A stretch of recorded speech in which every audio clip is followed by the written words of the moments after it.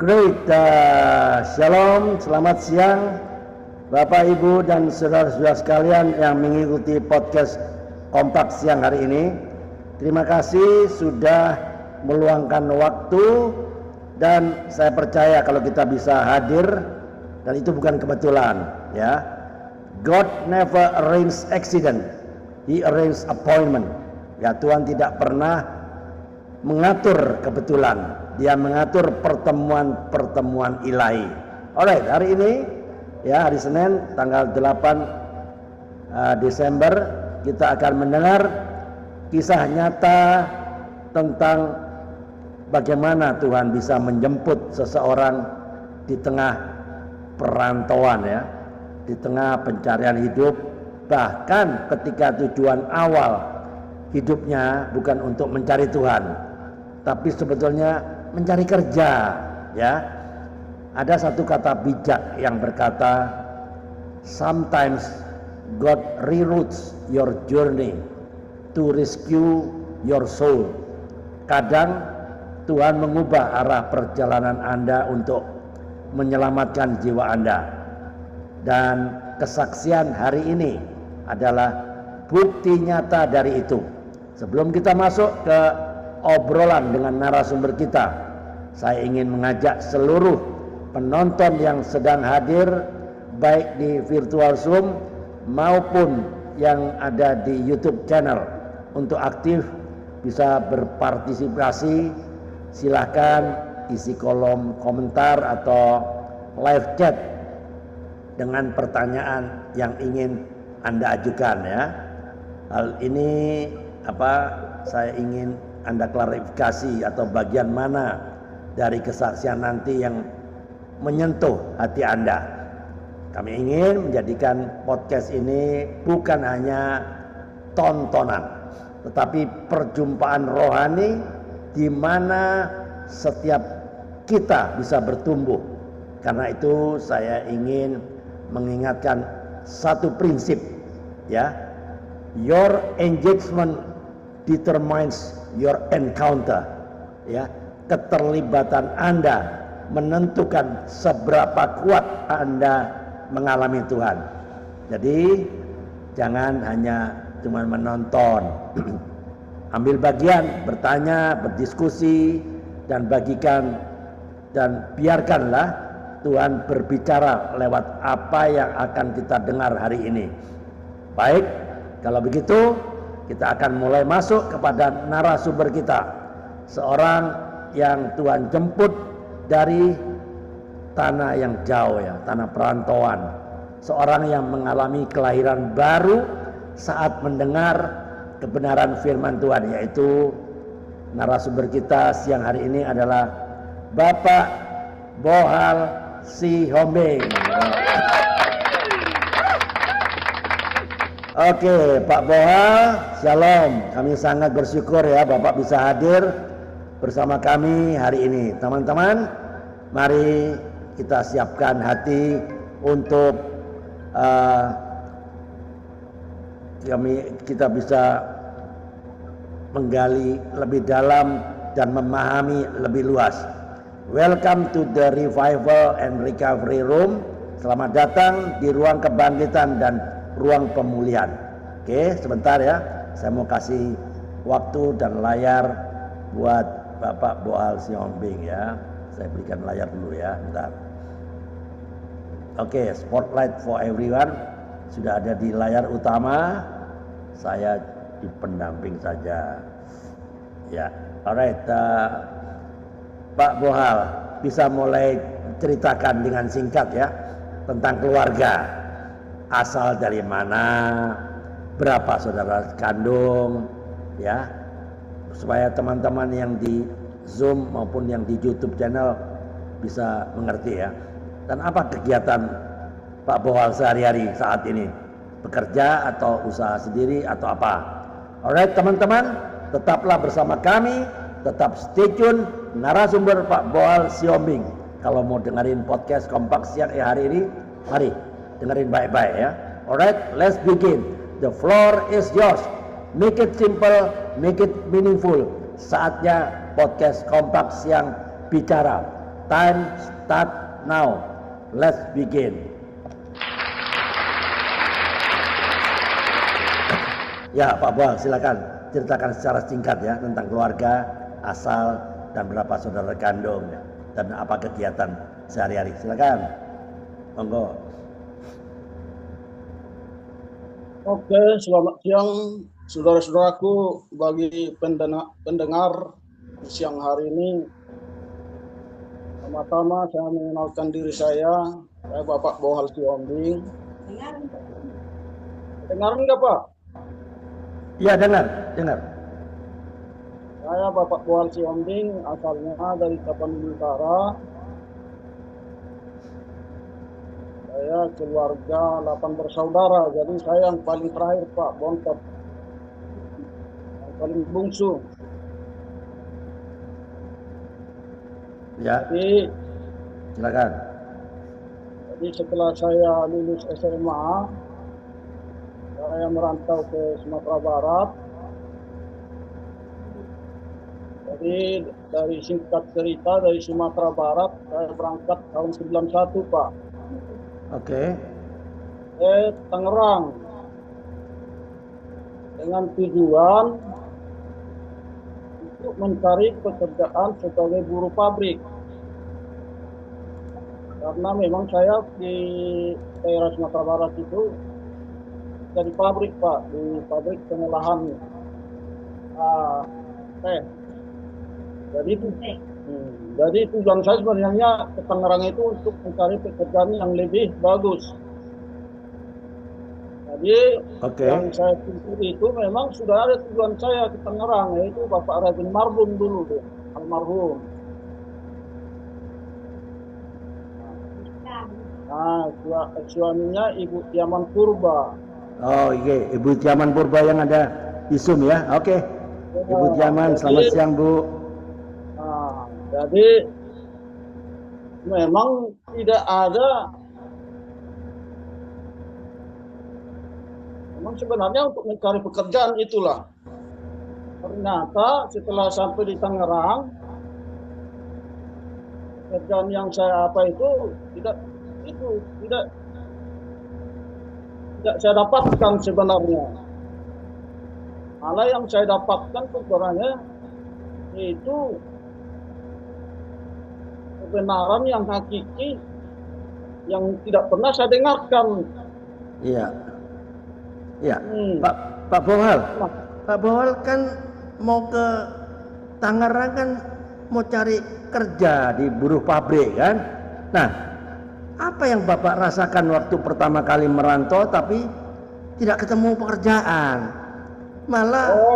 Dia malah cerita-cerita mengenai kebenaran ini itu. Apa kira-kira pertama kali apa nggak jengkel Pak Bohal waktu itu? Bagaimana Pak? Silakan. Jadi saya ketika tiba di Tangerang malam hari, saya tiba-tiba bangun pagi mau ke kamar mandi, ketemu dengan bapak ini. Jadi tanya, apakah bapak sudah selamat katanya. Oke. Jawab dengan apa ya, sudah selamat saya Pak. Yang selamat itu bagi saya bahwa dari Solok saya Sumatera Barat sampai ke Tangerang selamat itu. Padahal bagi bapak ini bukan itu sebenarnya yang jawabannya. Pengertian umum yang saya sampaikan kepada bapak ini. Ternyata setelah beberapa hari, minggu, memang saya jadi bekerja di situ di tambal ban itu. Nah, jadi saya jadi karyawan bapak ini, bekerja di tambal ban ini. Nah, sebentar, Pak Bohal suruh kerja tambal ban waktu itu kan nggak ada pengalaman. Gimana? Ada kesulitan nggak waktu itu? Kita belajar Pak, karena ada yang ngajarin di sini belajar hari, karena tambal ban ini kan nggak jadi kita. Ya kan nggak mudah itu belajar itu kan, betul? Kita belajar jangan sampai bisa gitu. Akhirnya bisa kita. Selama itu kerja di situlah kita jadi karyawan di. Saya di rumah Bapak Marbun ini. Ya, apa Pak Bohal nggak pernah sejengkel loh? Saya mau cari kerja, mau cari duit, kenapa suruh kerja tambal ban? Apa nggak? Ada pikiran seperti itu nggak di di pikiran Ada kepala memang. Pak Bohol? Ya, memang. Kenapa jadi tambal ban gitu kan? Iyalah. Ya kan mau jadi kerja dari buruh pabrik kan. Pengalamannya Iya. pernah jadi buruh pabrik di Solok itu ya, di Sumatera Barat, betul? Nah, akhirnya memang waktu itu kita pikir kok nggak jadi mencari pekerjaan yang kita inginkan itu. Akhirnya Iya. jadi tambal ban jadinya Pak. Iya. Iya. Oke. Apa banyak pelanggannya kah itu tukang tambal ban di situ? Banyak waktu itu supaya Pak Bohol suruh membantu dia. Banyak pelanggannya, banyak pasiennya kah? Memang pada waktu itu tambal ban itu rame Pak, dari pagi sampai malam. Oh iya rame ya. Jadi sekarang masih terima pegawai baru kah? Saya mau daftar, boleh? Ya, ada 3 orang kita di situ. Oke. Jadi bisa diajarin di situ ya. Sampai berapa lama Pak belajar tambal ban kan enggak mudah, itu susah itu. Bagaimana? Bagi saya nggak begitu susah Pak. Oh, oke. Nah, bisa kita langsung bisa kerja. Langsung bisa ya, bongkar pasang ban ya. Oke. Jadi setelah beberapa minggu, beberapa bulan, ternyata Bapak almarhum Razin Marbun ini sudah belajar tentang keselamatan itu Pak. Oh, jadi setelah kerja tambal ban sore-sore selesai, baru malamnya pelajaran Alkitab mengenai keselamatan, betul? Jadi setiap malam kita setelah tutup kita belajar. Saya juga bingung waktu itu karena nggak pernah saya alami di manapun sejak di kampung nggak pernah saya alami belajar apa. Nah yang saya tahu belajar itu adalah orang-orang yang sekolah pendeta karena saya itu terbatas membuka Alkitab, hanya orang-orang pendeta lah, sintu lah yang membuka itu. Tapi di sini saya bingung, tiap malam belajar buat apa? Apa yang dipelajari? Ternyata yang dipelajari Alkitab. Iya. Oke. Jadi memang saya itu orang yang istilahnya nggak pernah ikut Pak. Saya ikuti walaupun saya waktu itu nggak masuk sama sekali. Lama prosesnya Pak, cukup lama. Tapi ikut terus setiap ada penginjil datang ganti-gantian saya ikut, kita belajar, saya ikutin dan setelah beberapa prosesnya mungkin ada setahun Pak. Ya, gimana Pak Bohol, apa nggak merasakan kebosanan Pak? Buku Alkitab kan baca itu kan bosan, nggak ada gambarnya pun tak ada, betul? Bosan nggak rasanya? Apa ini baca begini? Apa nggak ada rasa bosan waktu itu Pak? Silakan. Ada rasa bosan rasa jenuh karena dalam pikiran saya kok belajar terus ini apa tujuannya buat apa gitu kan? Oke, ya masuk akal, betul. Ya apa tujuannya? Saya mau cari uang gitu kan, betul? Iya. Cari uang sebenarnya kok jadi malah belajar gitu. Kita belajar nggak ada uangnya, betul? Jadi setelah beberapa lama berlangsung, mungkin di pikiran kita ini mulai terekam Pak. Oke. Teringat mulai direkam pikiran kita apa yang kita dengarkan itu ayat-ayat firman Tuhan itu. Oke. Nah, setelah beberapa satu malam itu pernah saya alami satu malam. Setelah saya dengarkan, oh iya. Ingatlah saya bahwa Yohanes 3:16 itu dan 1 Petrus 3:18. Oke. Yang bunyinya 1 Petrus 3:18 itu begini. Sebab juga Kristus telah mati satu kali untuk segala dosa kita. Dia yang benar untuk orang-orang yang tidak benar. Supaya ia membawa kita kepada Allah. Dia yang telah dibunuh sebagai keadaannya manusia tetapi telah dibangkitkan menurut Roh. Nah itu jadi terekam di pikiran saya terngiang-ngiang. Oh iya, Berarti hanya kematian Kristus yang satu kali itulah yang mengampuni, menebus kita dari dosa. Karena dasarnya kita adalah orang berdosa oleh pelanggaran Adam itu, Pak. Oke. Yaitu, nah, Ya, jadi saya sambungkan dengan Yohanes 3 ayat 16 itu. Kalau Yohanes 3 16 itu dari kampung juga dua hafal kita itu, Pak. Bahasa Bataknya. Iya, iya. Nah, Oke. karena Sebentar Pak Bohal. Sebentar. Saya sapa dulu Pak Karel. Pak Karel bisa dengar suaranya Pak Bohal kah? Saya dengarnya kecil Pak. Putus-putus. Kecil bisa Pak. Ya? Ya, suaranya kecil Pak.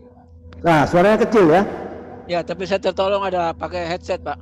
Ada dengar ya? Ya, dengar Pak. Oke. Ya, oke. Terima kasih Pak Karel. Ya, saya dengarnya ada kecil tapi ada putus-putus. Oke, nggak apa-apa. Yang penting Pak Karel sudah dengar berarti ada. Ya, oke. Ya, silakan Pak Bohal. Lanjut. Bagaimana? Pak Bohal. Waktu momen ya, ketika Pak Bohal mendengar pengajaran keselamatan ya, yang dari 1 Petrus 3 ayat 18 tadi ya, sampai akhirnya Pak Bohal mengalami sesuatu yang lain ya. Sesuatu yang lain berarti ada kelahiran baru yang tadinya tidak mengerti, betul? Ya. Nah, pada waktu mengerti kelahiran baru 1 Petrus 3:18, bagaimana? Pak Bohal ceritakan juga nggak kepada istri? Pada saat itu saya belum menikah, Pak. Oh, belum menikah kah? Oh, cakep lah. Oke, belum menikah. Yang belum ketemu rusuk yang hilang itu, Pak. Oh, belum ketemu tulang rusuk. Oke. Ketemunya di mana? Di Tangerang juga kah? Nah, jadi setelah saya mengerti itu 1 Petrus 3:18 itu, saya bandingkan dengan Yohanes 3:16 itu, 16 itu, saya jadi sepertinya ada sesuatu yang saya rasakan luar biasa di pikiran saya. Oke. Dan hati saya. Dan pada saat itu saya sepertinya lain. Seperti saya menginjak tanah itu enggak ringan kaki saya untuk melangkah. Seperti saya menginjak tanah itu setelah saya mendapatkan kebenaran yang sebenarnya itu. Lain perasaan waktu luar biasa itu memang. Mungkin saya udah tertancap mungkin Roh Kudus itu ya. Jadi perasaan saya lain, ringan beban saya. Seperti tidak memikirkan hal-hal duniawi lagi. Hanya memikirkan, kebenaran inilah yang tidak bisa kita sangkal, ini yang benar-benar kebenaran yang benar-benar yang hakiki, yang tidak bisa disangkal oleh siapapun.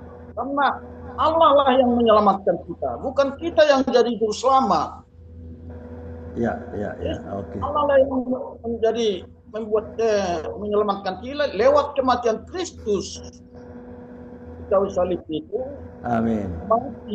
Dikuburkan dan dibangkitkan untuk menebus, mengampuni segala dosa kita. Oke.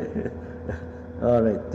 Jadi waktu merantau dari Solok, Sumatera Barat ke Tangerang, berarti Pak Bohal sendirian ya, istri belum ada, anak belum ada juga ya, betul? Halo, tolong dijawab Pak. Kalau saya tanya dijawab Pak, supaya saya paham, suara saya kedengaran nggak waktu Bapak Bohal merantau dari Solok, Sumatera Barat menuju Tangerang, berarti Bapak Bohal sendirian, tidak ada istri, tidak ada anak, betul? Tolong dijawab Pak. Belum menikah waktu itu. Kenapa? Belum menikah pada saat saya mendengar. Belum menikah. Ya, maksudnya kalau saya tanya tolong dijawab karena saya pastikan suara saya bisa terdengar atau tidak, gitu Pak. Kalau Bapak diem saja, saya pikir suara saya nggak didengar. Oke, nggak apa-apa. Tolong jawab ya, kalau supaya saya paham suara saya didengar atau tidak. Oke, ini ada Pak Bambang dari Singosari Malang. Ya, selamat siang Pak Bambang. Ya, mungkin nggak monitor. Ya, Pak Karel ada yang mau ditanyakan, boleh silakan. Ya, silakan. Selamat siang Pak Bohal. Ya. Selamat siang Pak. Ya, saya dari Surabaya, Pak ya. Ya, oke Pak. Ya, saya mau tanya, Pak. Waktu Bapak dari Solok, Sumatera Barat itu tahun berapa, Pak? Usia Saya berapa? itu tahun 91 Pak, Januari. Januari 91 ya. 21. Ya, Masih muda umurnya berarti. Ya, masih muda ya. Ya, masih muda. ya. Bersyukur sekarang Bapak di Tangerang ya. Kalau masih di Solok, kena bencana ya. Kena banjir, kena banjir, Kena betul. banjir ya. Itu bersyukur itu. Ya, ya. Saudara kita di sana dipelihara oleh Tuhan gitu, walaupun dalam Amin. menghadapi bencana. Amin, amin, amin. Ya, Pak Bohal, saya mau tanya lagi, Pak. Saat ini Pak Bohal masih di Tangerang ya? Masih Pak, Sudah berkeluarga? sudah berkeluarga. Nah itu tulang rusuknya dapat di situ, Pak. Tulang Iya. rusuk di situ. Oh, maksudnya dapat Tangerang ya? Ya, Pak. Masih bekerja sama Bapak itu? Bukan lagi, kita udah buka usaha sendiri Pak. Oh ya, puji Bukan Tuhan ya. cabang situ, tambal ban, Pak. Oh ya, ya, ya. Saya punya teman juga di Surabaya buka usaha servis sepeda motor itu namanya si Hombing, Pak. Oh, wah temannya jangan-jangan. Ya. Iya si Hombing. Saudara saya, Ya. salam buat Bapak itu. Ya, oke. Ya, terima kasih Pak Bawal. Lanjutkan, Oke. silakan. Ya. Ya, ada lagi Pak Karel? Ya, silakan Pak, lanjut. Oke, terima kasih Pak Karel sudah berkontribusi untuk bertanya. Oke, Pak Bambang, monitor. Bagaimana Pak Bambang? Halo. Ya lanjut Pak. Ada yang mau ditanyakan Pak Bambang Nanti dulu. ke narasumber? Lanjut dulu. Kenapa? Lanjut dulu Pak. Lanjutin. Oh ya, oke. Oke, Pak Bohal. Nah, Pak Bohal waktu itu sudah mengikuti pelajaran Alkitab ya. Sampai berapa lama Pak pelajaran Alkitab? Tiap malam habis buka kerja tambal ban, sorenya mandi, habis itu duduk mendengarkan pengajaran, begitu terus ya Pak ya? Betul? Betul. Nah, sampai berapa lama Pak? Bisa cerita? 1 tahun kah? 6 bulan kah? Coba. Sampai tahunan Pak, saya bertahun-tahun terus belajar Alkitab. Oh, oke, setahun ya, oke. Ya. Itu muridnya berapa orang Pak? Waktu Bapak mendengarkan pengajaran Alkitab, kan masih ada yang mengikuti tuh, ada 2 orang kah, 3 orang, semuanya peserta, seorangnya pekerja tambal ban semua atau bagaimana Pak? Silakan cerita. Pak, Hah? ada yang kerja di pabrik waktu itu ikut belajar di situ, bukan kita aja. Pabrik apa itu Pak? Ada berganti-ganti orangnya. Oh, pabrik apa di situ, yang dekat situ? Ya. Jadi enggak kita aja, banyak beberapa orang yang kita kan itu kan dari mulut ke mulut Pak. Akhirnya ada yang mau ya ikut belajar pada saat itu. Oh, oke, dari mulut ke mulut akhirnya banyak juga muridnya, betul? Nah, jadi sampai bertahun-tahun akhirnya jadi ada pos penjamatan di situ. Jadi ada ibadah minggu jadinya. Tadinya hanya pengen bilang. Oh, Setelah ada beberapa orang yang sudah diselamatkan dengan pengertian tadi, akhirnya dibentuklah pos penjemaatan waktu itu. Udah ada ibadah minggu. Ya, jadi ada ibadah minggu lah ya. Nah itu murid-muridnya apa orang Batak semua kah? Atau ada juga orang Jawa kah? Ada nggak? Pada waktu itu memang masih dominasi orang Batak, tapi Orang pengajarnya Batak. Oke. Ya. Bagaimana komentar dari masyarakat sekitar? Wah, ini ada apa? Ini ada pengajaran, ada doa, nanti dibubarkan oleh massa. Ada seperti itu nggak? Tetangga-tetangga yang ada apa ini? Itu memang ya. Memang pertama-tama itu tidak ada gangguan Pak. Tidak ada gangguan ya. Di tempat tambal ban waktu pertama itu masih aman, nggak ada gangguan sama sekali pun. Oke. Itu memang didominasi orang pendatang semua yang pinggir jalan itu, jalan raya itu ya. Oke. Jadi orang-orang itu nggak terlalu apa istilah itu, nggak kepo lah bahasa sekarang bahwa ada sesuatu kumpulan-kumpulan pengajaran atau ibadah minggu, nggak ada, aman pada waktu itu.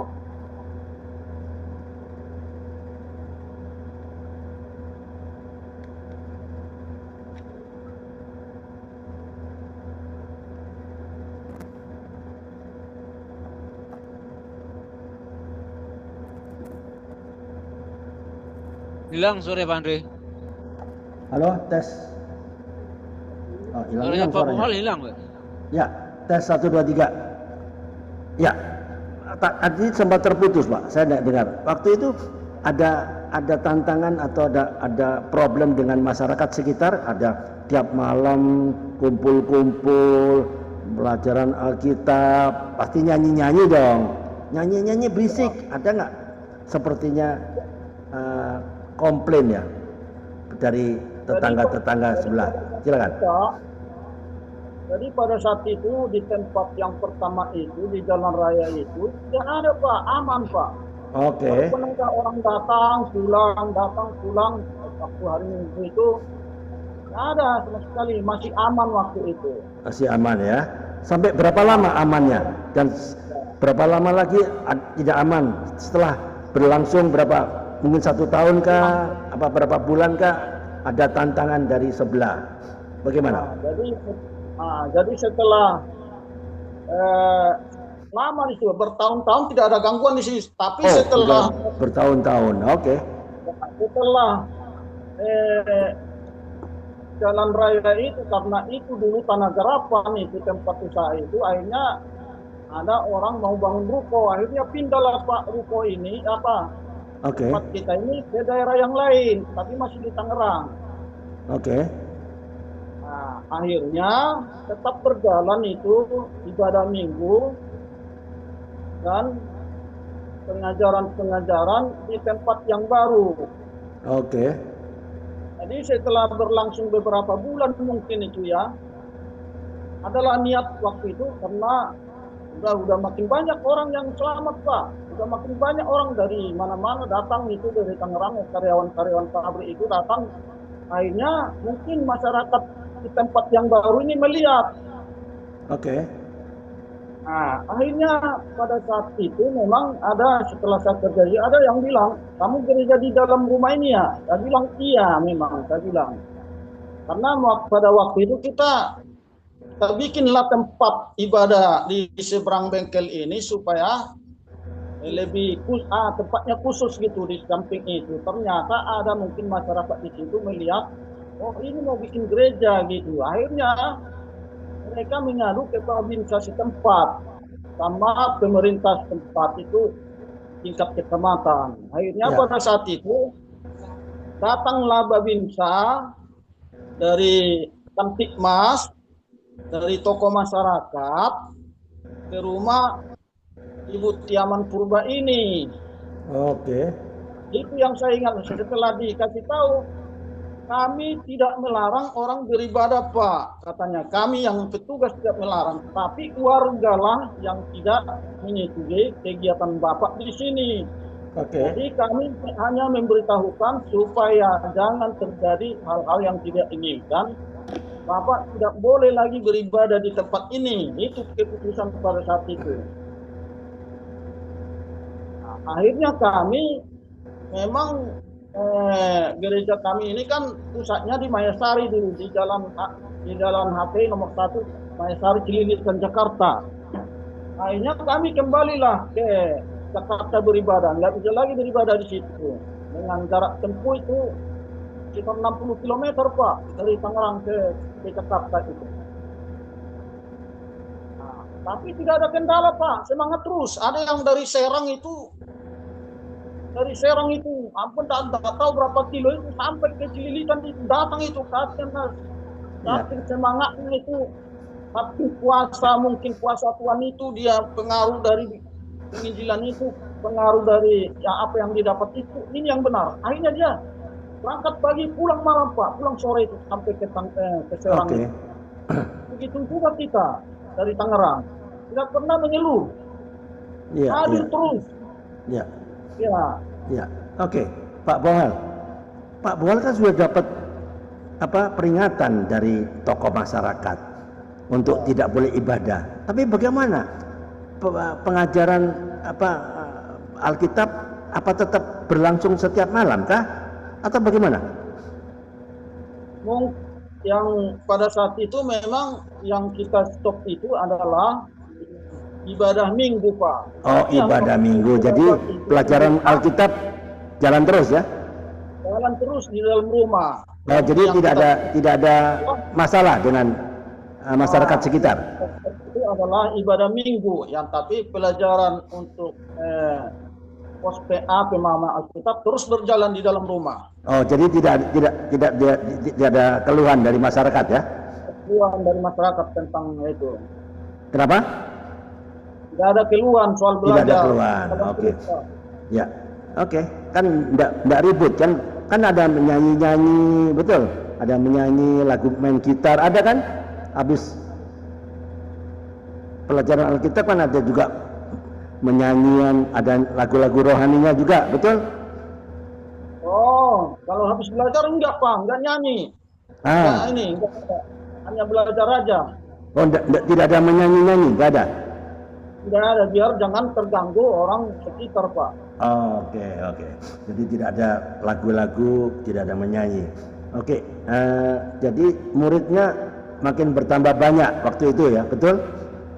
Makin bertambah, akhirnya memang terbentuk sampai sekarang ini ada gereja. Ya. Yang mengajar siapa itu? Yang mengajar adalah suaminya Ibu Tiaman Purba, betul? Yang mengajar itu Pak Rajin Marbun almarhum beserta ada beberapa orang datang dari Jakarta. Oh, ada rombongan dari Jakarta juga kah? Ya. Oh, oke. Tapi yang paling dominan dulu di Tangerang yang saya lihat itu Pak Rajin Marbun inilah yang sungguh-sungguh. Oh, yang suaminya Ibu Tiaman Purba itu kan? Betul. Hampir tiap malam ada orang yang belajar. Jadi nggak pernah di rumah. Terus jalan terus penginjilan itu, Pak. Dia luar biasa itu. Memang namanya Rajin Marbun memang sesuai dengan namanya. Rajin terus, nggak pernah malas, Pak. Aku itu. Iya, oke. Ya, oke. Seperti itu saya lihat sekarang itu. Nggak pernah malas. Apapun dikerjakan terus jalan terus. Jalan terus ya, oke. Ya. Ya. Itulah pekerjaan Allah lewat pekerjaan Roh Kudus lewat Tuhan itu memang nyata. Sekarang ada 3 berapa jemaah, 1, 2 ada yang sekarang itu yang benar itu 1 di Kecamatan Pagaran, 1 di daerah Kabupaten Humpang Sundutan, 1 di Medan, dan 1 di Tangerang. Itu 4 jemaat. Dulu pernah sampai 5 jemaat. Ya, oke. Nanti yang bertahan 4 inilah yang bertahan sampai sekarang ini. Jemaat yang dibentuk oleh beberapa orang pengajar itu yang benar bahwa pada saat itu sungguh-sungguh memberitakan kebenaran Injil keselamatan ini kepada yang siapapun orang yang mau mendengarkan. Tanpa digaji, Pak. Tanpa menghitung-hitung tenaga, materi, pokoknya pada saat itu luar biasa penginjilan itu yang saya saksikan dan saya lihat sendiri, dan memang nyata sampai hari ini ada memang bukti nyata bahwa ada jemaat yang telah terbentuk sampai sekarang. Ya, Pak Bohal, waktu mengadakan Pak Bohal disentuh oleh Tuhan Yesus ya, sehingga mengerti keselamatan, sehingga mengalami kelahiran baru. Jadi pasti dong rohnya menyala-nyala waktu itu ya. Dan bagaimana kalau rohnya menyala-nyala? Pasti dong Pak Bohal kepingin menceritakan atau membagikan pelajaran yang didapat kepada orang yang lain yang belum pernah mengenal kelahiran baru. Bagaimana, Pak? Pernah? Ya, sejak kita yang tadi saya ceritakan itu, sejak kita mengalami lahir baru itu, jadi kita itu akhirnya berbicara terus. Setiap orang yang kita temui, kita sampaikan itu. 1 Korintus 3:18, Yohanes 3:16. Bahwa kita jelaskan bahwa kita selamat bukan karena kita berusaha, Pak. Kita selamat karena usaha Allah, ya kasih Allah yang besar itu melalui anaknya Yesus Kristus. Setiap kita ketemu, walaupun hanya modal 2 ayat, itu terus kita sampaikan kepada orang-orang itu. Karena keren. Semangatnya itu pada saat itu, semangat mula-mula itu masih bekerja keras. Ya. Artinya, itulah yang kita alami pada saat itu. Oke. Ya, Pak Bohal, saya percaya bahwa karena rohnya Pak Bohal kan menyala-nyala setelah mendapatkan kelahiran baru, mengerti keselamatan bukan dari usaha manusia, tapi Roh Kudus yang bekerja lewat pengajaran yang didapatkan setiap malam, betul? Betul, Pak. Nah, oke. Waktu Pak Bohal menyampaikan kepada orang lain yang baru ketemu, baru kenal, pernah nggak Pak Bohal menghadapi tantangan atau penolakan? Pernah nggak? Silakan. Ya, memang kita setiap sampaikan itu dibilang kita orang sesat katanya. Karena di pikiran mereka itu hanya dengan berusaha lah, berbuat baik, beramal saleh, rajin ke gereja, melakukan hukum Taurat. Ya, dengan cara itulah yang mereka tahu bahwa kita bisa selamat. Tahu-taunya itu bukan, nggak bisa. Semakin kita berusaha, semakin nggak dapat, dan semakin kita menyangkali kebenaran yang benar hakiki itu. Akhirnya kita walaupun ditolak, tetap kita ketemu, sampaikan. Tidak pernah kita ada rasa takut untuk memberitakan apa yang kita dapatkan itu kepada orang lain, supaya supaya nanti ketika dia meninggalkan dunia ini tidak merasakan neraka itu, alam maut itu. Ya. Karena disebutkan di Roma 6:23a, sebab upah dosa dialah maut. Jadi orang yang berdosa tetap akan ke maut. Akhirnya Kristus datang. Allah mengasihi dunia lewat Kristus yang lahir di Betlehem dan mati dan dikuburkan dan dibangkitkan untuk mengampuni menebus kita dari segala dosa dan menyediakan tempat bagi kita, yaitu surga yang kekal. Ya. Oke. Ibu Tiaman Purba, ada yang mau ditanyakan, Bu? Silakan buka mikrofonnya.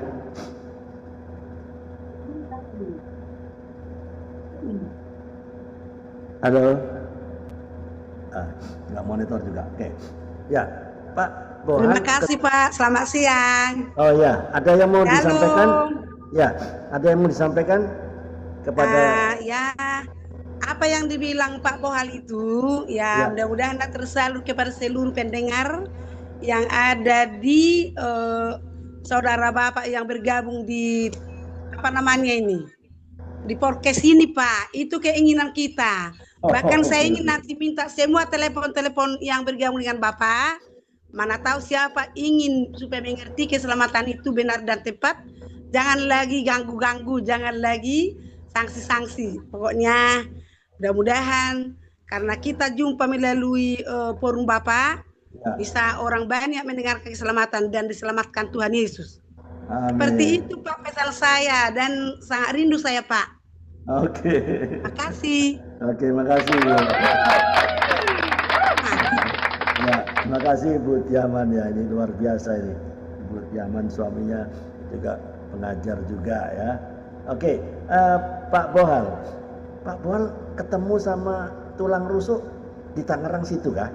Atau gimana? Silakan. Iya. Pak Bohal ketemu sama tulang rusuk di Tangerang situ atau di mana? Atau kenal sejak dari Solok, Sumatera Barat atau bagaimana, Pak? Silakan. Kenapa, Pak? Ya, bisa dengar suara saya, Pak? Bisa. Nah, oke.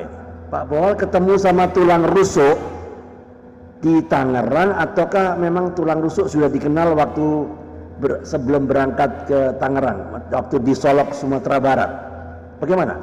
Silakan. Oh iya, memang kita bertemu di Tangerang lewat pertemuan ibadah hari Minggu, Pak. Jadi ketemu ibadah hari Minggu. Oke. Dia juga sudah mendengarkan kebenaran Alkitab, yaitu dia selamat karena anugerah dan kasih karunia Tuhan. Akhirnya dia ke gereja terus. Dari situlah perkenalan kita dengan istri sekarang ini, Pak. Oke. Jadi sekarang punya anak berapa, Pak? Saya punya anak 3, putra 1, nomor 1, putri 2, Pak. Oke. Yang putrinya yang tadi, Mai Angelina itu. Ya. Betul. Yang 1 putra. Halo ya, Pak. Yang tadi anaknya yang perempuan namanya Angelina itu tadi. Yang tadi itu. Mai Angelina. Itu yang bungsu. Yang bungsu kah? Oke, masih sekolah. Masih baru masuk kuliah, Pak, semester 1. Wah, keren ini. Masih kuliah ya. Kuliah di mana? Di Jakarta? Di salah satu perguruan tinggi di Tangerang. Oh, di Tangerang juga. Oke. Ya, yang pertama ada di Tangerang juga. Dia juga lulusan sekolah tinggi, Pak, di perguruan tinggi Tangerang juga, udah lulus S1. Oh, di mana? Sekarang ada di mana? Di Tangerang kah? Di Tangerang. Oke, yang kedua? Kalau nomor 2 baru wisuda bulan 10 28 Oktober kemarin. Oh, bulan lalu ya. Oke, kemarin ya. Oke. Sekarang ada di Tangerang juga kah? Ya, di Tangerang semuanya, Pak. Oke. Oke. Jadi sekarang apakah ada masih jalan mengenai pelajaran pemuritan itu, ada nggak? Kalau di Tangerang, Pak, terus berlangsung, Pak. Pos PI, pos PA sekarang ada berlangsung itu beberapa tempat itu masih jalan terus. Yang ngajar siapa? Dari Jakarta kah? Yang ngajar sekarang ada dari Tangerang. Oke. Udah banyak pengajar sekarang, Pak, di Tangerang. Banyak jadi pengajar. Oke. Ya. Murid-muridnya juga bertambah banyak ya? Ya. Ada yang keluar, ada yang masuk gitu. Ya. Oke. Ya. Pak Bohal. Nah, menarik ya. Saya dengar Pak Bohal mengalami penyakit ya, lumpuh ya. Apa ceritanya, Pak? Bisa cerita, Pak? Ya, saya mengalami penyakit sudah sekitar 13 tahun, Pak. Dan memang itulah pergumulan hidup saya. Dalam pikiran saya dan hati saya bertanya apa. Mungkin kita, kalau saya pribadi mungkin bisa saja menghakimi diri sendiri, apa yang dosa yang saya lakukan, kenapa ini bisa terjadi. Tapi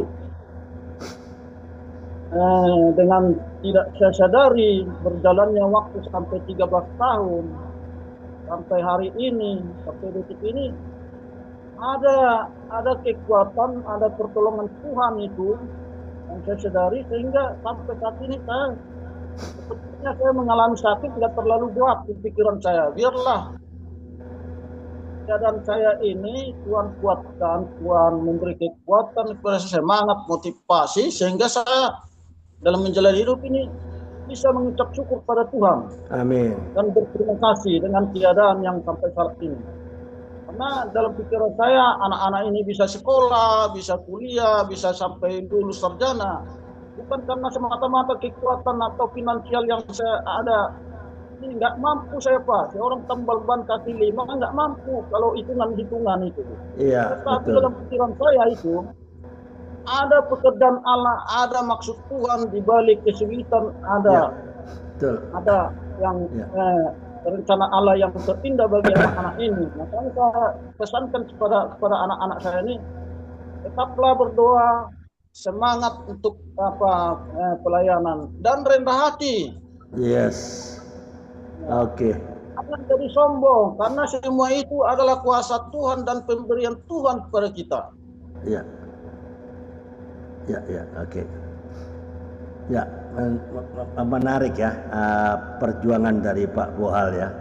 Memang ada satu hal ya yang bisa kita sama-sama ambil dari kisah seorang Bohal Sihombing adalah ketika rencana kita gagal, bukan berarti Tuhan meninggalkan ya.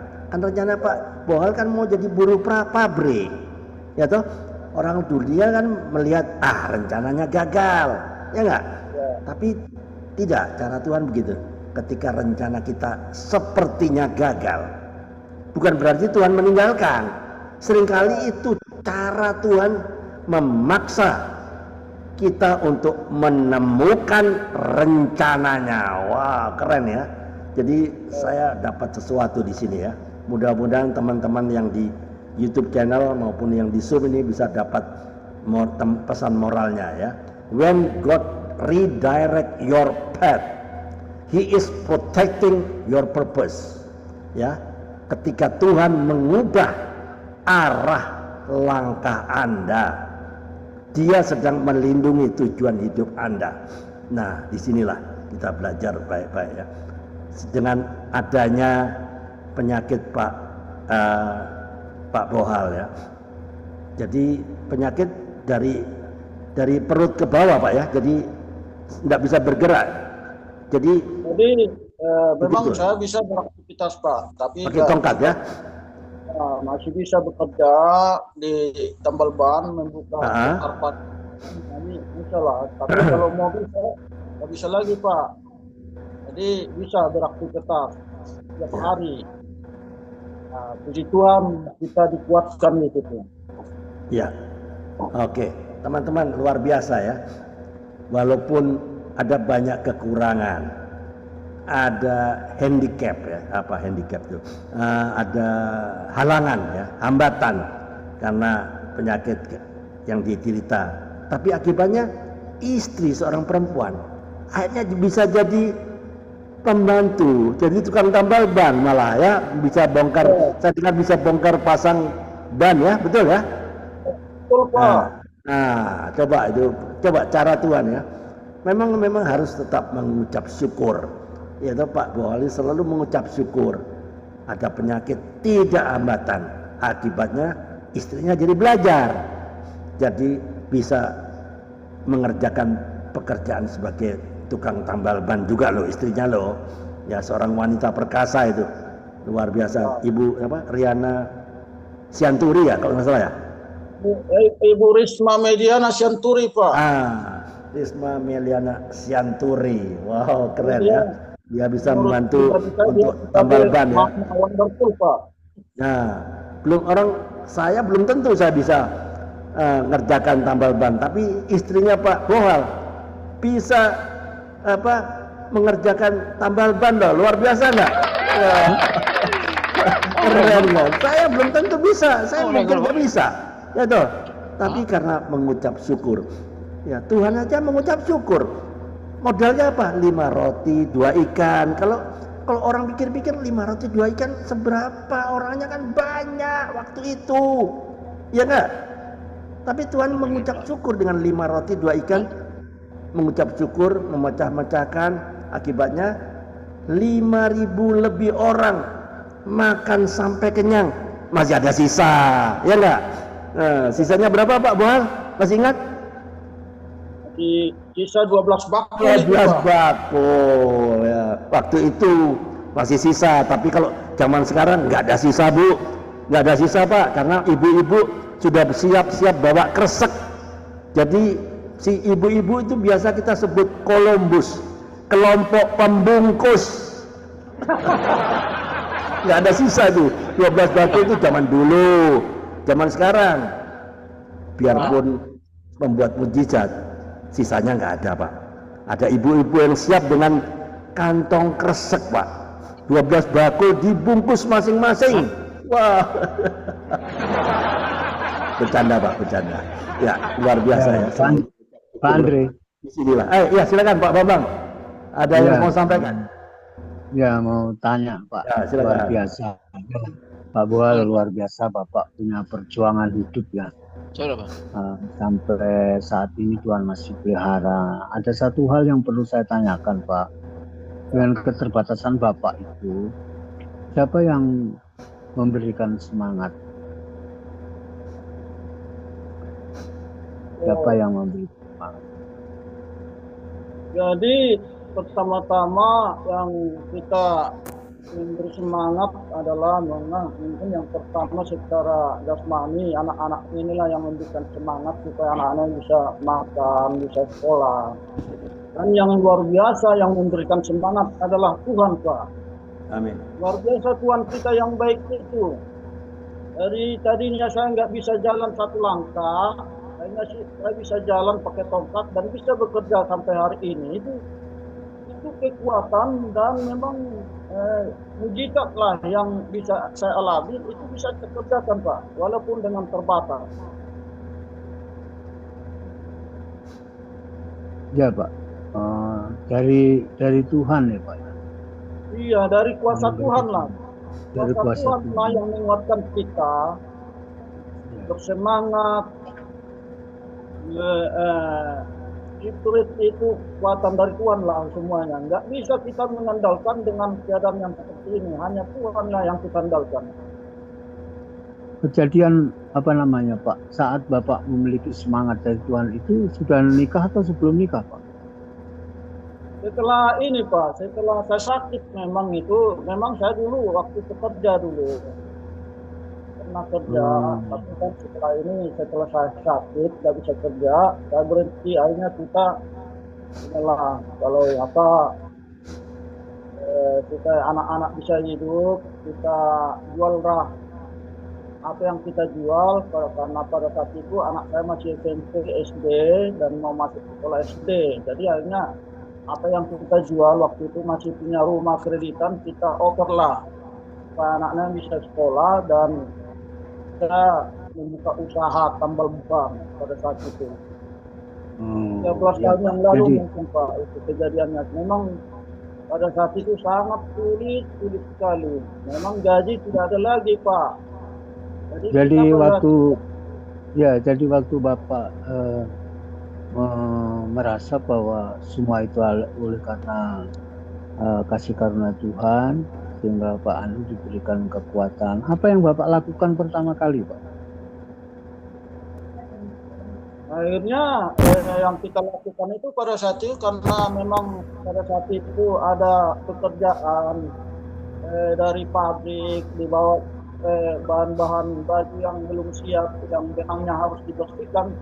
Nah, itu yang kita kerjakan. Di samping kita mengusahakan ada tanah yang kosong samping rumah kita ini, kita tanamlah serai. Nah, kita menanam serai karena serai itu 3 bulan 4 bulan sudah panen, Pak, dan memang tanahnya subur, jadi kelemparannya kebetulan dekat rumah kita ini pasar, Pak, jadi ya susah, kita tinggal pesan, kita panen udah dapat gitu. Itulah usaha kita itu pada saat itu, Pak. Anak saya waktu itu masih SMP itu, anak saya yang pertama.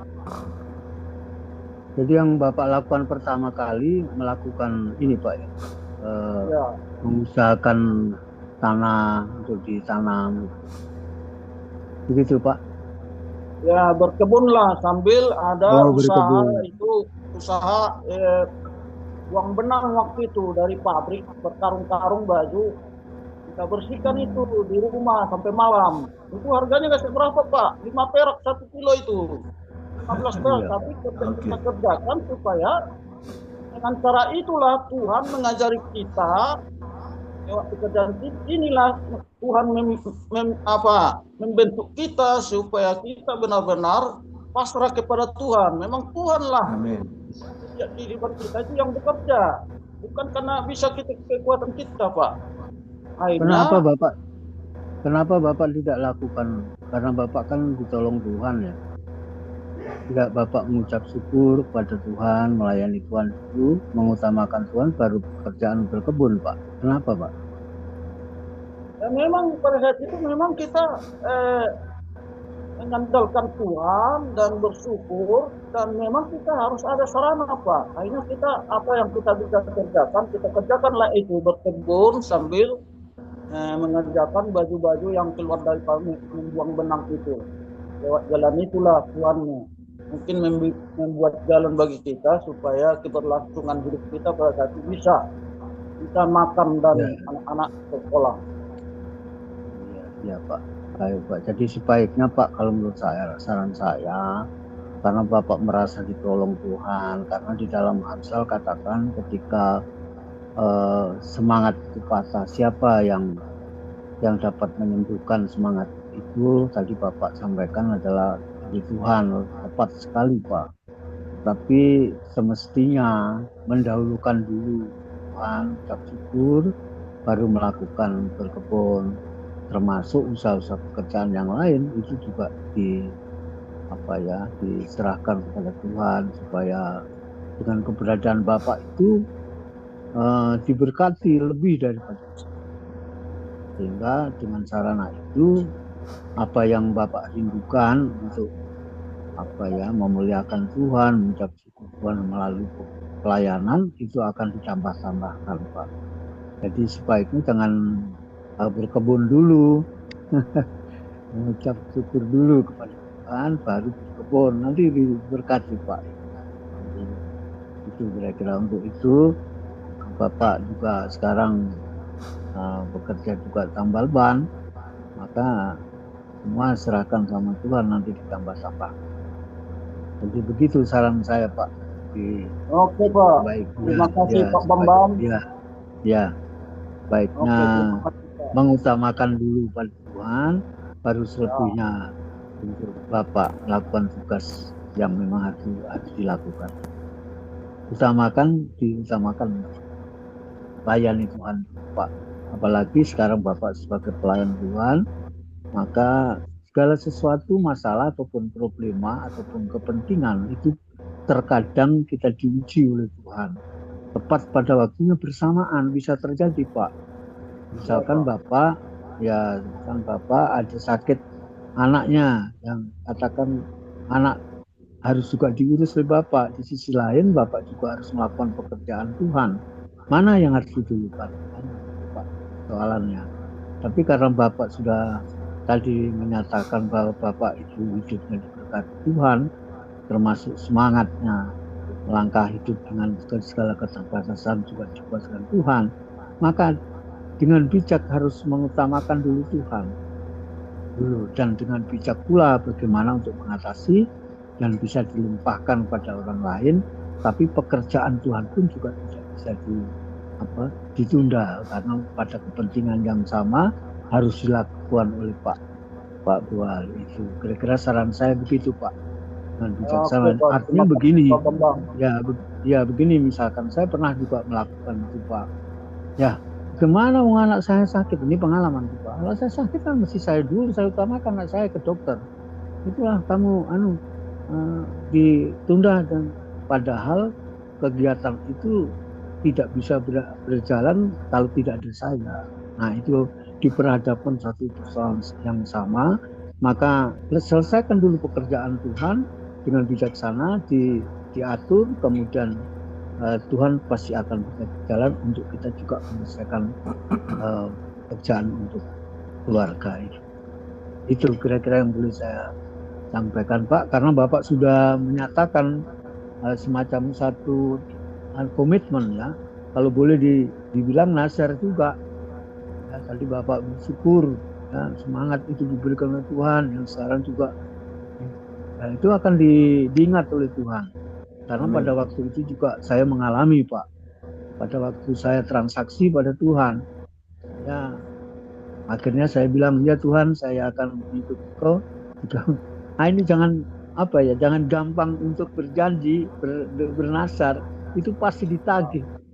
Nah, ini yang saya sering saya sampaikan, saksikan pada Pak Andri itu, untuk mengingatkan itu luar biasa ya, bahwa Tuhan itu dengan beberapa caranya saya diingatkan agar supaya kamu harus melayani. Kalau tidak melayani mungkin sudah dicabut nyawanya. Ya, terima kasih Pak, Tuhan memberkati. Jadi ini pengalaman Pak, jadi pengalaman, jangan sampai seperti mengalami saya pada waktu tadi Bapak katakan kan, menjadi Kristen mula-mula kan, wah luar biasa sampai memperkatakan sesuatu janji yang tidak kita sadari. Oh Tuhan catat itu. Nah itu jangan sampai kita tidak menepati berbahaya itu. Iya. Itu Pak kira-kira yang boleh saya sampaikan Pak, pengalaman saya. Tuhan memberkati Pak. Oke. Mantap ini Pak Bambang. Ya oke, alright, bisa ditangkap ya pesan moralnya ya Pak Bohal ya. Jadi kita tahu prioritas ya. Yang penting prioritas sehingga yang berkualitas yang akan muncul ya. Nah, Pak Bohal, Pak Karel ada yang mau ditanyakan Pak Karel? Cukup Pak. Cukup ya, oke. Cukup. Ya, alright. Pak Bohal, Pak Bohal waktu mengalami penyakit yang sehingga mengalami kelumpuhan ya, jalan pakai tongkat segala macam, ada nggak di pikiran Pak Bohal? Loh, saya kan nggak jahat, saya melakukan perbuatan baik, saya menyampaikan juga nginjilin orang, kok saya dapat sakit ini? Sepertinya Tuhan nggak adil, orang yang nggak kenal Tuhan hidupnya enak, fine aja, bahagia. Kok saya yang ikut Tuhan kok seperti ini? Ada nggak perpikiran seperti itu, Pak? Silakan. Ya benar Pak. Pada saat kita jatuh sakit itu, memang kita seperti mengalami stres, stres kan pastilah. Manusia normal kan, ya nggak? Nah, mengalami pertanyaan banyak, kenapa bisa terjadi seperti ini? Ya, harusnya terjadi hal buruk kepada orang yang jahat lah, yang tidak kenal Tuhan, kan gitu kan, ya nggak? Orang-orang yang jahat aja sehat walaupun Pak.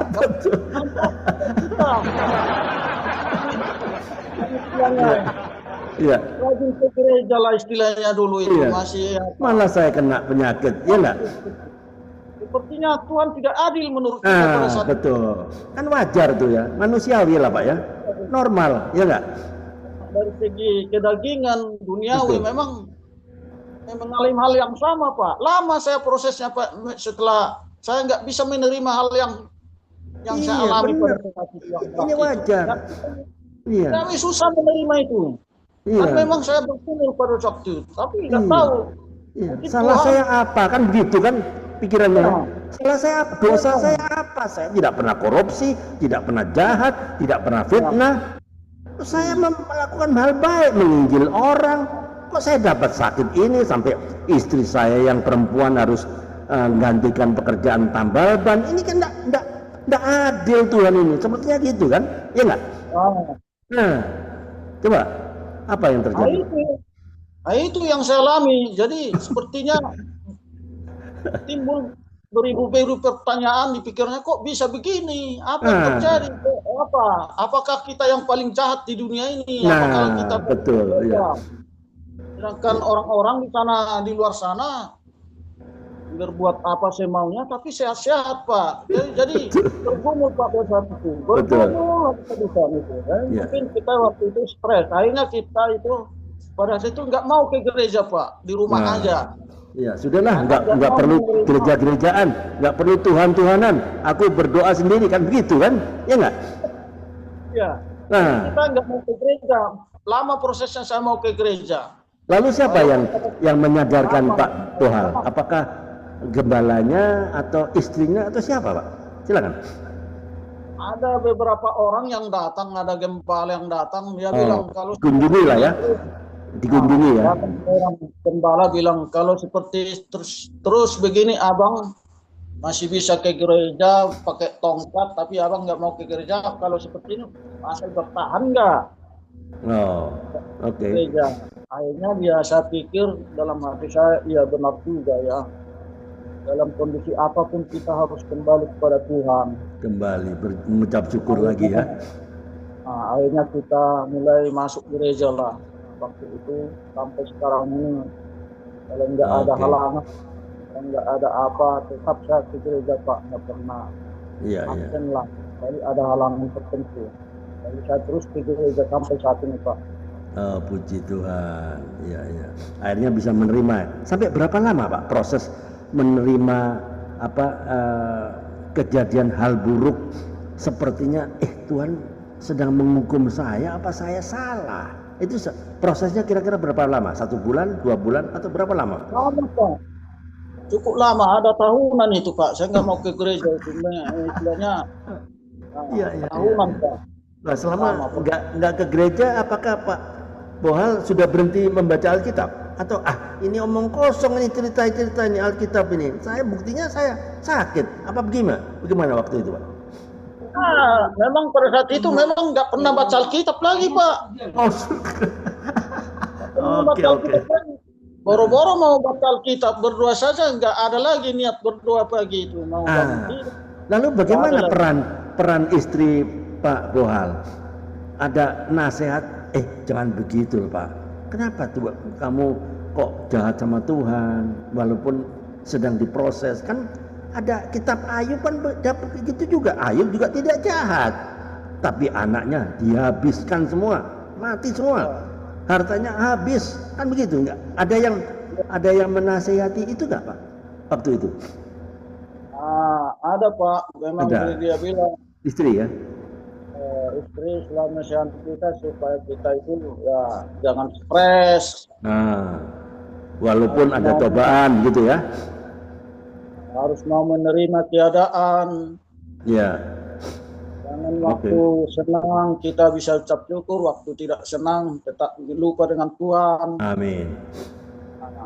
Jadi memang nasihatnya terus dari saudara-saudara seiman, termasuk dari istri, memberikan semangat, motivasi.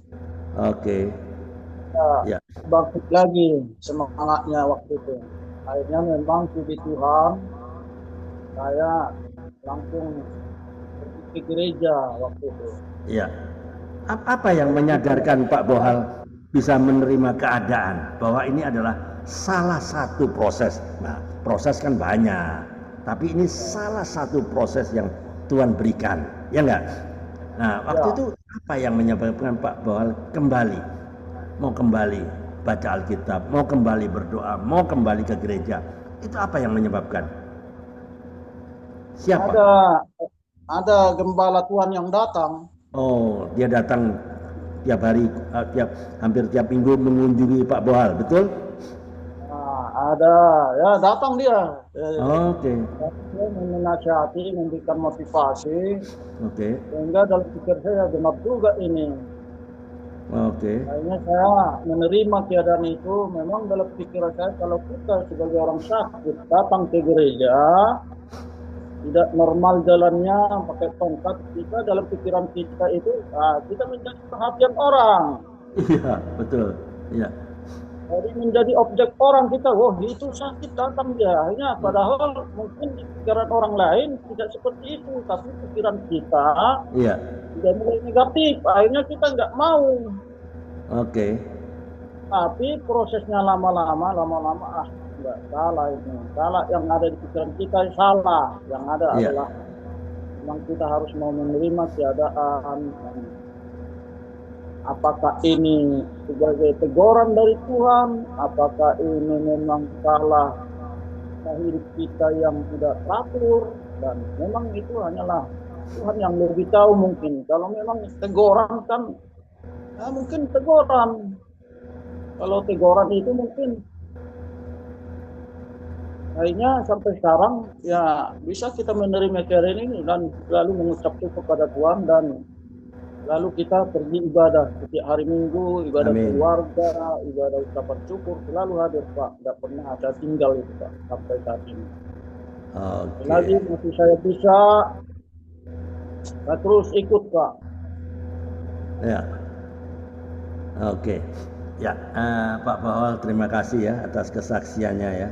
Jadi disitulah ya Tuhan memproses ya, menempa supaya Pak Bohal imannya menjadi murni. Kan emas pun kan dipanaskan, ditekan dengan tekanan sekian, ya dipanaskan dengan sekian panasnya sehingga menjadi benda yang nilai, karena juga diproses. Tadinya kan cuma sebongkah pasir, sebongkah batu, sebongkah yang tidak harga-harganya, tapi karena diproses dengan tekanan, dengan panas yang tinggi, sehingga menjadi barang yang bernilai tinggi. Sepertinya Tuhan juga memproses setiap kita, anak-anaknya, ya. Tuhan juga memproses Ayub, ya. Juga Yusuf pun tidak tiba-tiba jadi penguasa Mesir orang kedua. Dia juga rela masuk sumur, difitnah oleh saudara-saudaranya, dijual sebagai budak. Dia nggak salah, ya nggak? Yusuf juga nggak salah. Kenapa dimasukkan sumur? Enggak. Masuk dijual sebagai budak, itu difitnah oleh Potifar. Masuk penjara bukan dia karena jahat, bukan karena dia korupsi, tapi masuk penjara, Pak. Tapi keluar dari penjara, Tuhan proses dia kan sebagai penguasa Mesir nomor 2 loh. Wah, rencana Tuhan. Kalau dia tidak mau diproses, ya mungkin Yusuf tidak akan menjadi seperti itu. Ya enggak, Pak? Ya, oke. Terima kasih, Pak Boal. Pak Boal, saya akhiri saja. Coba sampaikan pesan moral apa untuk teman-teman yang menonton di YouTube channel ini. Ya, mungkin banyak ya. Di YouTube channel dan teman-teman yang di Zoom. Pesan apa yang Pak Boal sampaikan terhadap kesaksian Pak Boal yang dari Solok, Sumatera Barat, Tangerang, yang tadinya mau kerja, tidak kerja, malah ikut penginjilan, pemuritan, baca Alkitab, segala macam, jadi tukang tambal ban, sudah beda sudah sama rencana semula. Lalu ditempa juga, diproses juga, jadi penyakit ini sehingga tidak bisa beraktivitas, harus pakai tongkat, segala macam. Kira-kira pesan apa, Pak? Pesan moral apa yang Pak Boal sampaikan kepada teman-teman ini? Silakan. Jadi sebagai pesan moral buat saudara-saudara yang telah mendengarkan di siang hari ini, ya, saya mengatakan memang di kehidupan kita ini adalah Tuhanlah yang senantiasa menyertai dan mengetahui dan membentuk kehidupan kita. Amin. Jadi setelah saya menerima Injil itu, jadi ada satu ayat Alkitab yang saya paling familiar bagi saya, itu Roma 1 ayat 16 dan 17 itu mengatakan seperti ini, sebab Injil sebab aku mempunyai keyakinan yang kokoh dalam Injil. Sebab Injil adalah kekuatan Allah. Amin. Menyelamatkan setiap orang percaya. Pertama-tama orang Yahudi, tetapi juga orang Yunani. Karena di dalamnya nyata kebenaran Allah yang bertolak dari iman dan memimpin kepada iman. Sebab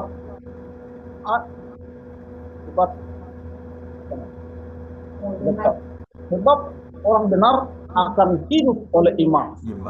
Jadi lewat firman Tuhan ini memang Injil itulah yang menyelamatkan kita. Amin. Apa itu Injil itu? Ini kita kalau dibuka 1 Korintus 15 ayat 1 sampai 4 itu, Rasul Paulus menyampaikan kepada jemaat di Korintus itu, yang sebab diberitakan kepada, yang kami diberitakan kepada ialah bahwa Yesus telah mati, bahwa Yesus telah dikuburkan, bahwa Yesus telah dibangkitkan. Itulah inti dari Injil, menyelamatkan setiap kita, orang yang menerima, orang yang percaya kepada anugerah kasih karunia Allah. Jadi di zaman akhir sekarang ini menurut saya masih ada waktu kita untuk berubah pikiran, bertobat. Tobat maksudnya bertobat dari pola pikiran yang salah itu menjadi pola pikiran yang tadi bahwa Injillah kekuatan Allah yang menyelamatkan setiap orang percaya. Apa itu Injil itu? Yaitu Yesus telah mati, Yesus telah dikuburkan, Yesus telah dibangkitkan. Amin. Untuk apa? Untuk menebus, mengampuni kita dari segala dosa. Walaupun memang setiap manusia itu tidak lepas dari perbuatan dosa, tetapi Allah yang mengatakan, Allah yang berfirman bahwa dialah yang menyelamatkan kita lewat kasih Allah itu di dalam Kristus. Itu saja pesan moral yang saya sampaikan bagi kita semua pendengar di podcast ini. Mudah-mudahan kita semua dikuatkan oleh Tuhan. Hari-hari kita diberi semangat, motivasi, dan keluarga-keluarga kita senantiasa dalam pemeliharaan Tuhan. Karena kita senantiasa bersyukur kepada Tuhan kita yang kita kasih. Terima kasih buat saudara yang dikasih Tuhan pada siang hari ini. Oke, terima kasih Pak Bohal. Ya, teman-teman, bagi teman-teman yang ada di YouTube channel yang mungkin lambat mengikuti ya, jadi kita ambil ya pesan moral yang kesaksian dari Pak Bohal ini ya. Kita bisa ambil kisah ini adalah ketika rencana kita gagal, bukan berarti Tuhan meninggalkan kita, sama seperti Pak Bohal ya. Bahkan sampai dia perlu untuk berjalan perlu tongkat ya. Sepertinya rencana gagal. Seringkali itu cara Tuhan untuk memaksa kita untuk menemukan rencananya. Karena apa? When God redirects your path, He is protecting your purpose. Ketika Tuhan mengubah arah langkah Anda, sebetulnya dia sedang melindungi tujuan hidup Anda. Jadi closing statementnya yang saya tangkap lewat kesaksian kisah dari Pak Bohal Sihombing ya, mengingatkan kita semua bahwa hidup tidak selalu berjalan mulus, tidak berjalan sesuai agenda kita. Itu agendanya Pak Bohal apa? Mau cari kerja, jadi kerja di buru pabrik yang gajinya yang pasti ada setiap bulan, kan begitu. Ada pastilah. Kalau tambal ban kan nggak pasti. Itu rencana Pak Bohal. Ya Tuhan sebetulnya tidak selalu sesuai dengan agenda kita, tapi agenda Tuhan tidak pernah salah sasaran. Ya enggak? Pak Bohal cari kerja, tapi Tuhan menemukan jiwanya dia loh. Dan mungkin saat ini Anda yang sedang menonton siang ini sedang dalam proses yang sama ya. Perhatikan saya ke depan ya. Pertanyaannya sekarang tolong jawab jujur. Renungkan ya. Pertanyaan saya tolong jawab jujur masing-masing dan renungkan pertanyaan jawabannya. 1. Area mana dalam hidup Anda ya yang sedang buntu, tapi mungkin Tuhan sedang mengalihkan langkah Anda. 2. Apakah Anda benar-benar sudah mengalami keselamatan sejati atau sekedar beragama yang rutinitas, yang sekedar saya lahir di keluarga Kristen kok, saya berbuat baik kok, saya nggak pernah bunuh orang. Apakah sekedar itu? 3. Siapa yang orang Tuhan pakai dalam hidup Anda untuk membawa Anda mengenal Kristus? Terakhir, dan apa langkah iman yang harus Anda ambil hari ini supaya tidak sekedar mencari kerja, tetapi menemukan dan ditemukan oleh Tuhan? Tolong jawaban Anda renungkan sendiri, jawab jujur, dan mari kita berdoa. Bapa di surga, terima kasih karena Engkau Allah yang tidak pernah salah dalam menuntun langkah-langkah kami. Hari ini kami belajar melalui hidup Pak Bohal Sihombing bahwa rencanamu selalu lebih indah dari rencana kami. Tolong kami Tuhan supaya tidak hanya mengejar pekerjaan, mengejar berkat dan mengejar masa depan, tapi mengejar Engkau, sang sumber hidup, sang sumber berkat. Kami serahkan setiap penonton yang ada di Zoom maupun di YouTube channel, setiap keluarga dan setiap perjalanan hidup setiap kami ke dalam tangan kasih-Mu. Di dalam nama Tuhan Yesus Kristus kami berdoa dan mengucap syukur. Amin. Alright, terima kasih Pak Bohal, terima kasih Pak Karel, terima kasih Pak Bambang, terima kasih Bu Tiaman Purba, terima kasih teman-teman yang ada di YouTube channel. Ya, kita berpisah, sampai ketemu besok pada podcast dengan narasumber yang berbeda. Oke, terima kasih Pak Bohal, sampai jumpa besok ya. Kalau ada kesempatan Oke, terima boleh kasih, masuk. Pak. Ya, terima kasih Tuhan Terima berkati. kasih.